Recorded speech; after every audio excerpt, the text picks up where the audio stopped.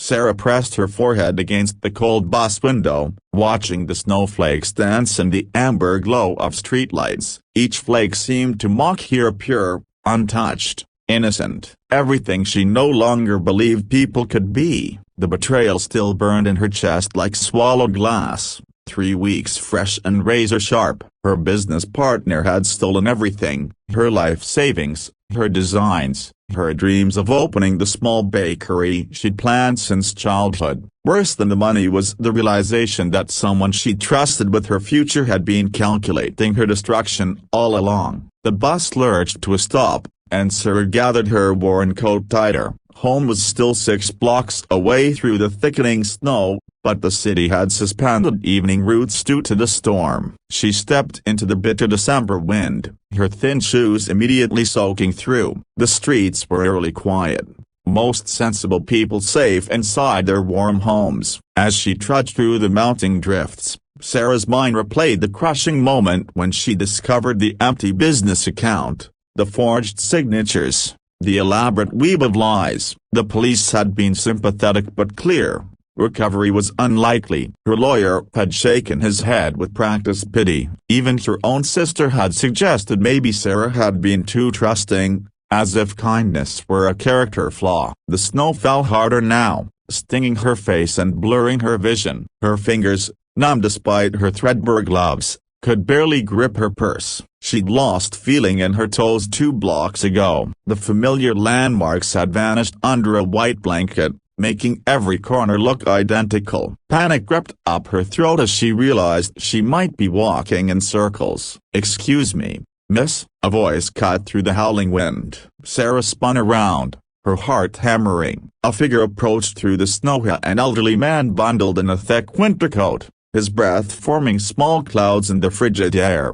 Every instinct screamed at her to run. After everything that had happened, trusting anyone felt like volunteering for heartbreak. "I'm sorry to startle you," the man said, stopping several feet away with his hands visible. "But you look lost, and the storm's getting dangerous. Are you trying to get somewhere specific?" Sarah hesitated, studying his face in the glow of a nearby streetlight. He had kind eyes behind wire-rimmed glasses, and deep furry lines that suggested a life of caring about others. Still, she'd learned that appearances could be devastatingly deceiving. "I'm fine," she lied, her voice barely audible over the wind. The man nodded but didn't move away. "I live just around the corner. Been watching this storm from my window, and I haven't seen another soul out here in an hour." "Where are you headed?" "Maybe I can point you in the right direction." Something in his tone, a genuine concern without pushiness, made Sarah pause. She was freezing,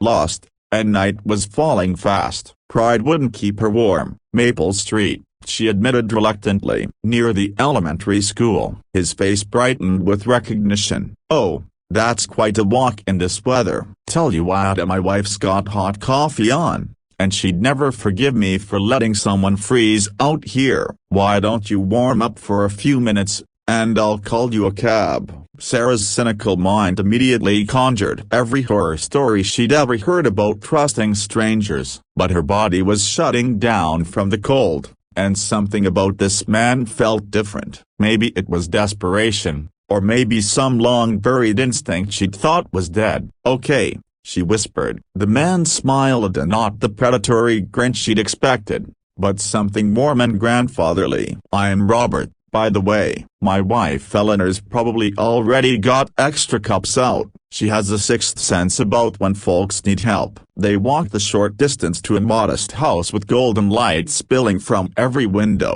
True to Robert's prediction, a petite woman with silver hair opened the door before they reached the porch. "Oh my goodness, you poor dear," Eleanor exclaimed, immediately wrapping Sarah in a warm embrace that smelled of cinnamon and vanilla. "Robert, get her inside this instant. I've got soup warming and the fireplace going." Within minutes, Sarah found herself wrapped in a handmade quilt, cradling a steaming mug of the best coffee she'd tasted in months. Eleanor bustled around, producing thick socks, a plate of homemade cookies, and concerned murmurs about how thin Sarah looked. "We don't get many visitors during storms," Robert said, settling into an armchair across from her. "But Eleanor always keeps extra food ready, just in case. She says you never know when someone might need a little kindness." As warmth slowly returned to Sarah's body, she found herself studying this couple. Their home was modest but immaculate,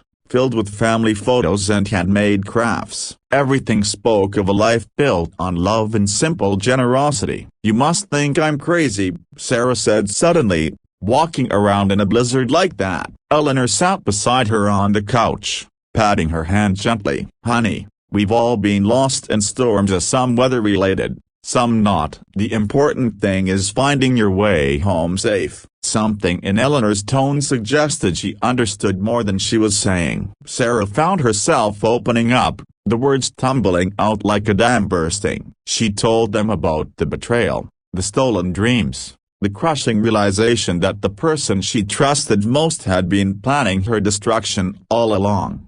"I used to believe people were fundamentally good," Sarah finished, tears streaming down her cheeks. "But maybe I was just naive. Maybe my sister was right. Maybe being kind just makes you a target." Robert and Eleanor exchanged a look that spoke of decades of shared understanding. 37 years ago, Robert said quietly, "I lost my job 2 weeks before Christmas. Company went under, took my pension with it. Eleanor was pregnant with our second child, and we had nothing. I was so bitter, so convinced the world was against us." Eleanor took up the story. "We were too proud to ask family for help. Then one evening, a grocery bag appeared on our doorstep. No note, no name, just food and baby supplies. It happened every week until Robert found work again. Never did find out who it was," Robert added. "But it taught us something important. The darkness we see in the world is often just a reflection of our own pain. There's still light out there. Sometimes you just have to look harder to find it." Sarah felt something shift inside her chest, like ice beginning to crack. "But how do you trust again after someone's proven you wrong?" Eleanor squeezed her hand. "You don't trust blindly, dear. You trust wisely. Look for the people who give without expecting anything back, who help without being asked, who make room at their table for strangers in storms." As if summoned by her words, Robert's phone rang. After a brief conversation, he hung up with a frown. "Cab companies shut down for the night. Roads are too dangerous." Sarah's heart sank. She'd imposed enough on these kind strangers. "Looks like you're stuck with us until morning," Eleanor said cheerfully, as if having an unexpected house guest was the most natural thing in the world. "I'll make up the guest room." That night, lying in a bed that smelled of lavender and kindness, Sarah stared out at the still falling snow. For the first time in weeks, the crushing weight in her chest had lifted slightly. Robert and Eleanor had asked for nothing, expected nothing, yet had given her everything she needed: warmth, food, safety, and something more precious, a reminder that goodness still existed in the world. The next morning dawned bright and clear. As Robert drove her home through streets that sparkled like diamonds, Sarah made a decision. She would rebuild, but differently this time. She would be careful but not closed off, cautious but not cynical. "Thank you," she said as they pulled up to her apartment building. The words felt inadequate for what they'd given her. Eleanor, who had insisted on coming along with a bag of leftover cookies, hugged her tightly. "Promise us something, dear. When you're back on your feet up and you will be looked for someone else caught in a storm. Pass it forward." 6 months later, Sarah stood in the doorway of her new bakery, small but perfect, funded by a community loan program Robert had told her about. As the first customers of the day entered, drawn by the smell of fresh bread and the warmth of her smile, she thought of that snowy evening.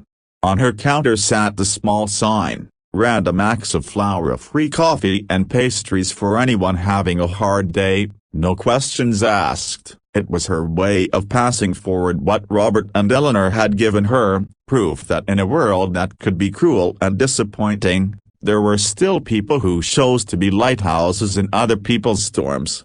The bell above her door chimed, and Sarah looked up with genuine warmth, ready to serve not just pastries, but hope itself. One customer, one act of kindness at a time.